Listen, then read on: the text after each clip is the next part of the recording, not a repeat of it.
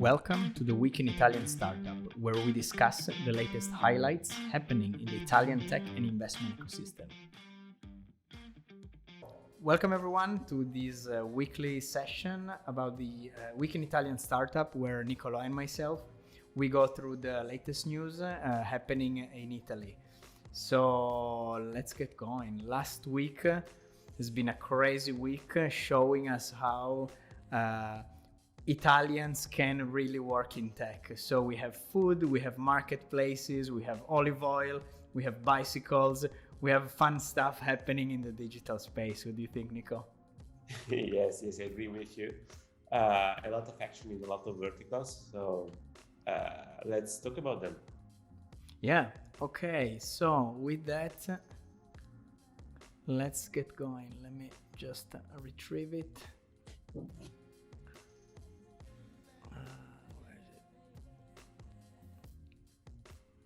Okay. You were not that ready. Yeah, I thought I was ready, but too many windows open. That's the problem. Okay, here I am. Okay, tell me. All right. Let's start from some of the big deals of the week. Again, talking about Italian passion mixed with digital, e-commerce startup for olive oil, OlivYou. Very interesting play, very unique marketplace, actually, extremely verticalized, extremely product centric. So that's very unique in a way, and I've never seen it. And it was a good raise. It was 850K from a syndicate of investors. So that's pretty relevant, I would say. From the article, for a 4.5 million euros pre-money valuation. Wow, interesting. Not too bad. So yeah. For being a marketplace and such a vertical marketplace, that's an interesting operation. So I wouldn't expect something like this, but yeah, I mean, apparently there are numbers going there. Yeah, and once in a while we see these kind of deals where we have marketplace which play in extremely niche, and they get capital. They get capitalized. The investor believe in it. Maybe it's the reflection of sort of the niche economy where, you know, unique seller talk with unique people, and you really need to go through. You know, it's the anti-Amazon kind of word in a way. Yes, exactly. Some kind of rejection of the Amazon model and search for something more specific, more curated for a vertical such as this one. Might make sense. This is the internet that's trying to deplatformize from Amazon. Yeah, I like that. I like the neologism. De-Amazonizing. Exactly. And the other interesting point is that if you think about it, olive oil is quite an interesting type of good to be sold. It has good unit price, so it's expensive-ish. In some ways more than wine. It has different sizes. You just don't have the single bottle. You also have the tin boxes, the 3 and 5 kilos. So it's. But how far can that become like a website, like a wine shop kind of website, like with olive oil? So olive oil is premium. There are a ton of producers. You don't have the social aspect where, you know, you drink a bottle of olive oil with your girlfriend in front of a movie, of course. But yeah, it's a premium product, and I'm sure there is some like a connoisseur, there is olive oil tasting, by the way. So there are so many parallels actually. No, you're right. Yeah, the great difference is probably in the consumption pattern, because you more or less drink you finish the bottle of wine as you open it. True. More or less in the same meal, let's say so. True. While oil will last more. Yeah. So if I had to look at it from a TAM point of view, total available market, it might be smaller. But still, you don't drink wine every day, while as an Italian, you tend to use olive oil day in and day out. So that's a good point. the Extra play also, and it's the health benefits, which is unparalleled to wine. I mean, olive oil, you use it every day, and it's healthy, it's good for you in a million different ways. Wine, it's good for you as well in different ways, though. So yeah. But it's good. It's good. Yeah. All right. Yeah, we've been talking about olive oil too much now. It's crazy. I think so. Yeah. Exactly. Okay, very interesting. Keeping going with the food startup, 2.5 million raised for Celery, which is basically a company working on nutrition in particular. I think they have this yogurt, which is, it took a very long time to develop, and it has a lot of different health benefits. And it's one of the biggest raise of the week, I would say, 2.5 million from Syrio SPA, which is a private investing company. And very interesting play. Again, underlining how Italy is really sensitive on the food space. Yeah, that's true. And again, this is probably one of the companies that are riding a wave of innovation in food. From vegetable yogurt from vegetables, I believe, in this case. This is really not my area of investment, but I believe the demand for this type of food is exploding right now. And it took 15 years of research, because this has been done with some university, I think from the University of Bari, and then basically they came up with this product. I'm very curious now. Interesting. 15 years, right. It should be, game changer. Yeah. And I was doing some research on this company, Syrio. I didn't hear about them before. They have an interesting portfolio of basically food and health space. Something related to biotech, some health tech play, and then of course the Celery. So it's a small portfolio, all things considered, but it's curated. It's very well curated. So it looks like these guys are really have a specific idea on where to go. Yeah, food, health, biomaterials, energy, and environment. Okay, a bit broad, but definitely with a clear direction. All right, moving on. Another passion project, bikes and e-commerce for bikes. So BikeRoom.it, a bike e-commerce startup, raised $500,000 from AliCrowd and other business angels. In particular, and that's what I wanted to talk with you, with Azimuth Eltif, which is a very interesting form of entity, and we've seen this entity making investment, and they've been also very active. Azimuth is one of our favorite. One of these days we need to involve someone from the team, and hey, we like them too much, so that's that's where it is. Well, they're very active, so we have to talk about them. So that's true. We should as much talk with them. That's true. So talking about the deal, it's a very BikeRoom.com.it. It's a very well curated marketplace for bicycle, and they're playing all in terms of product and lifestyle, I would say, plus with the fact that there are used bike refurbished, 100% refurbished, and it's certified by the people in BikeRoom. So that's a very interesting way to play the bicycle market, the product market, like a refurbished bicycle, high expensive product, they take care of it and then they're ready to be resold. Yeah, I've not been following the market too closely, but it appears that the bicycle market has been booming due to lockdown, COVID, and things like that. And basically, there has been a discontinuity in the growth direction before and after COVID, and now the market has sped up. So there might be some interesting play worldwide in such a specific and vertical e-commerce marketplace. And we in Italy, we are quite strong producers of bike, in particular the professional and the high market type of bikes. So again, one of the things we are good at. We are a historical producer of two-wheel technology in some way or another. So people still play with it. There are brands coming out that I know of that are trying to revamp old brands. So there is a big wave that is happening right now. And what is interesting, and that's basically the Azimuth Eltif AliCrowd, which I always bring this up just to see exactly what's behind the veil of ignorance and see exactly how it works.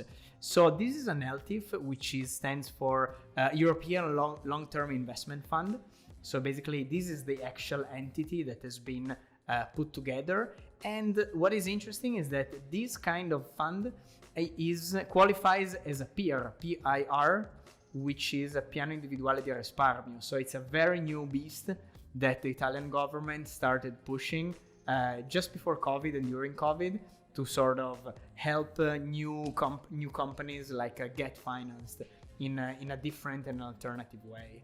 So I thought it was interesting to point it out.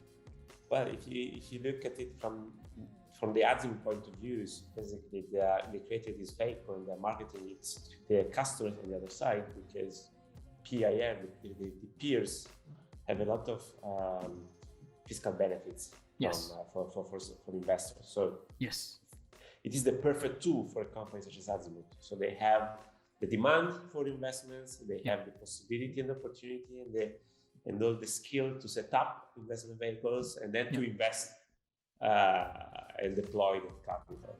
Totally. Remember that AliCrowd is the vehicle that co-invests on many crowdfunding campaigns on AliCrowd. Yes. So they have the deal flow, they have it covered, the vehicle, they have it covered. And I was very surprised on the benefit of the PIR. Is basically no tax on capital gain, no succession taxes, and then fiscal credits up to 20%. The downside is that I believe you can basically pretty much as a physical person invest only in 2 PIR product, not more than 2.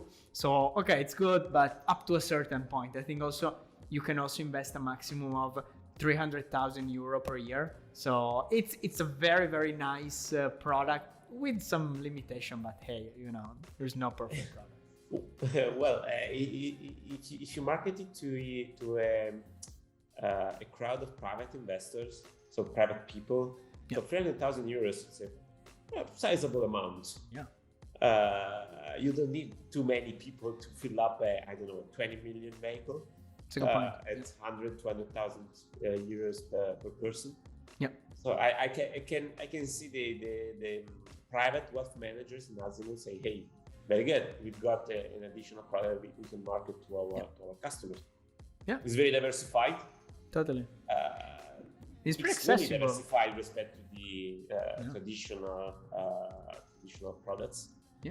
And the minimum subscription is 10k euros, so it's not impossible. Even you don't need to go to the highest net worth. You can really use it as a tool for diversification in alternative assets in a very productive way. So that's a great product for sure. Interesting. Look at the target, the goal. 2 times the invested capital. In 8 years, which if you compound, it's not amazing, but I would need to do the maths, but doesn't feel like too amazing, I would say. But it's not crazy. A lot of VC funds currently, when in no mature market, tend to market themselves as winners, as they triple or quadruple their raised capital. So totally. Times. It's not too bad. It's not too bad. Of course, comparing to the declarations of the tier ones from abroad. Exactly. All right. Let's move on to crypto. Some more Italians working on crypto with young platform acquiring UK, actually acqui-hiring. So essentially they ate up the team. They englobated the team into your platform. We're talking about the team made of Italian developer Arithmos Trading, which develops algorithmic trading for crypto exchanges. So and apparently they've had a very good run. The track record was very, very interesting and profitable. So good job for Andrea, for sure, getting the hands on these kind of people, for sure. Yeah, that's interesting that an exchange is acquiring a crypto trading tool. Mm-hmm. It's some kind of some kind of extension from the basic operations. Is it maybe a service kind of play where they play in the trading sort of platform, but at the same time, if this is too messy, you want something simple and that gets you something easy, like money farm sort of deal, I would say. Exactly. So I was thinking about on Toro, I believe there's this dramatic algorithm trading algorithm for crypto. A lot of people are using that algorithm, but it's hard to access. You have to deploy a minimum amount of capital. It's on the Toro, different platform. So maybe you're right. Maybe they want to extend the one-click offering for the exchange, because they started out with this idea of making crypto extremely accessible to anybody. So having the one-click automatic allocation of capital. That's another interesting service. I wonder how this would compare to stacking, but then we need to have a different conversation here, because stacking is in a way a very similar concept where you give your crypto and then you get a return. So there is some lending going on, there is some algorithms going on, there is some custodian issues going on. It's a bunch of stuff, and it's a one-click thing as well. I mean, you get your token stacked, and then apparently that's how it works a little bit. But I'm not an expert. I don't know how to appreciate the differences. So me neither. But in a sense, staking is like a passive interest income. True. So you already have some assets, some tokens, and you just freeze them with someone in order for them to mature some kind of let's call it interest in a way. It's not trading. Trading to me is something more active. So it's like taking decisions to buy and sell this and that. So I don't know. Probably a bit more complex, probably. Yeah. We'll see.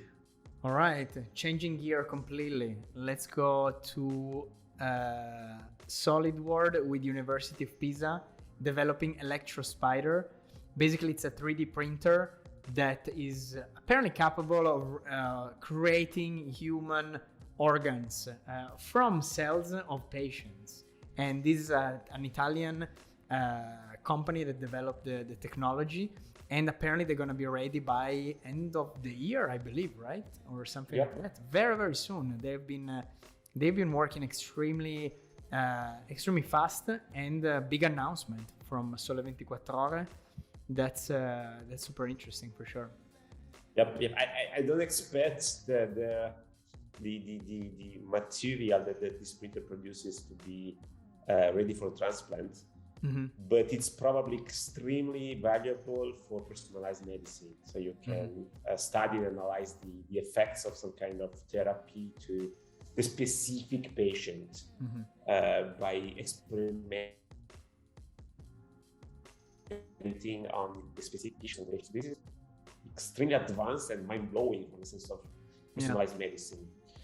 You think about it. So this is groundbreaking, for sure. This is like sci-fi, and then it's happening, really. Like the tissue generation on demand. Very, very cool. All right, again, jumping to farming, future farming district next to Brescia is a huge project that has been pushed by another energy company. Very, very interesting. It's essentially two companies. One is Syrio, which has been working in vertical farming for many, many years, and they've been developing solutions for vertical farming. And basically they partnered to create the first future farming district, and one of the biggest apparently in Europe. So that's really, really cool. Yeah. Yep. So they expect to invest 100 million euros in these projects to prove that you can create a sustainable, let's call it, ecosystem for producing and maintaining a vertical farming operation. If they manage to pull it out, it's going to be extremely interesting for production in Europe, within Europe. Very good. So, and they really want to focus on like high rotation greens, like salads, aromatic herbs, and microgreens. Big in trend for sure. So it's thousands of tons of this kind of product.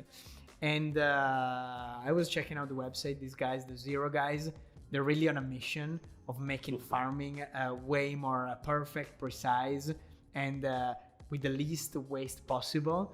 And thanks to the new technologies and the vertical farming and the control tools, so that food can be cheaper, can be like better, can be with higher nutritional values, and so on and so forth. So it's a huge mission for sure. The fascinating bit on this project to me is the fact to putting together the farming environment, the factory, let me call it like factory, and the energy production side. Yeah. So I find it fascinating that in order to test whether it is sustainable, you put it together with local production of energy. So this is not new. If you think about it, this is about testing out how a smart grid could allow to locally source everything you need, from energy to food to, well, if you add blockchain, to money. Locally, you can mine, produce greens, vegetables, energy, all together. So this is probably a bit far-fetched from my side, but huge in a sense. This is about being able to create locally sustainable communities. Fully locally sustainable. It's fascinating. Fascinating. Very cool. All right. Going toward the end, let's point out like 3 interesting resources that you point out in the newsletter, which I really enjoyed. One is the interview with the founder of Amity. Again, that's something that probably, it's not too known as a brand, but is massive in terms of what it does in the back end of a bunch of apps. So that's a great example of a company that, maybe not as well known as others, but runs pretty much a lot of other more famous companies. So that's really cool. So basically they essentially provide app engagement for the user base. So they give essentially apps the ability to chat, create community, engage, do live videos, etc., etc., etc. So very, very interesting business model. This is really like selling the shovels to the people looking for gold and diamonds. Yeah, exactly. The thing that I didn't know, but I found out from the interview, is that one of the founders is Francesca Gargaglia, and she's a female founder of this very interesting company now. They raised, I believe, north of $30 million. Yeah, 30 million. Yeah. So congratulations, very good. Yeah. Awesome company for sure. Another great resource that I needed to mention it. You know that, Niko. Exactly. So we've been discussing about Web3 and what's going on with Web3 and how it's gonna get here to Italy and when we're gonna see that happening quickly. So great resource in here. This article on Medium from Enrico Bottazzi about a hands-on tutorial for the internet of the future. Really, really cool read with a lot of great resources, which are really practical actually. So how creating MetaMask wallet up to doing the first token transfer and so on and so forth. People need to read this for sure. Very, very cool. Loved it. Yeah. And on the final note, again, let's give some shout out again to all of our friends and future sponsors, Ernest Young. Exactly. I don't know it yet, but exactly. Full disclosure. But again, great conversation that you're gonna have tomorrow evening, essentially. Basically the event starts at 4. You are gonna talk around, I believe, at 5 p.m. And the topic is exits and scale up in Italy.